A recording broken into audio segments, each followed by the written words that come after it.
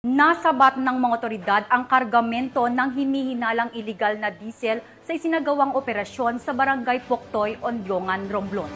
Patrolwoman Eloisa Joy Beredo sa report. Ang lalaki ang naaresto sa isang isinagawang operasyon ng Criminal Investigation and Detection Group Romblon Provincial Field Unit katuwang ang Ondyongan Municipal Police Station matapos mahuli sa aktong iligal na nagtatransport ng malaking volume ng diesel fuel noong ika-7 ng Agosto taong kasalukuyan sa Barangay Poktoy, Ondyongan, Romblon.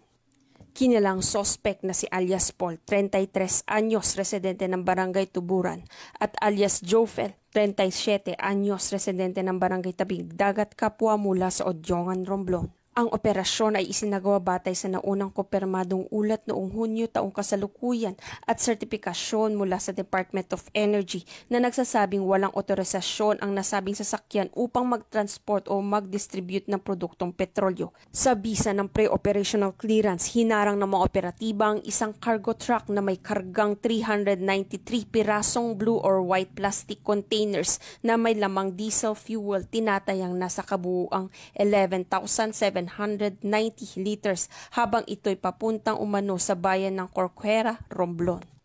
Na-recover sa operasyon ng mga sumusunod, isang cargo truck na may tinatayang halagang 400,000 pesos, diesel fuel na tinatayang nagkakalaga ng 736,875 pesos, mga dokumento tulad ng ORCR, delivery receipt, sales invoice, BIR renewal certificate, calibration at laboratory test reports. Ang kabuuang halaga na nakumpiskang ebidensya ay 1,136,875 pesos. Isinagawa ang inventory at photo documentation ng mga ebidensya sa harap ng mga opisyal ng Barangay Poktoy, Ondyongan, Romblon.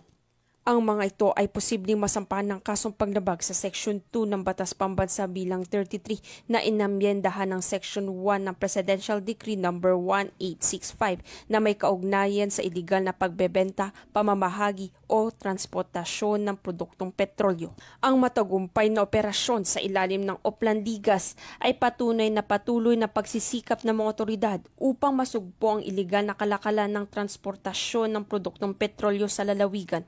Patuloy ang paalala ng pamahalaan sa publiko na sundin ng mga batas upang maiwasan ang ganitong insidente. Mula dito sa Calapan City, Oriental Mindoro, ako ang iyong PNN Correspondent Patrolwoman Eloisa Joy Beredo, alagad ng batas, tagataguyod ng Balitang Pulis.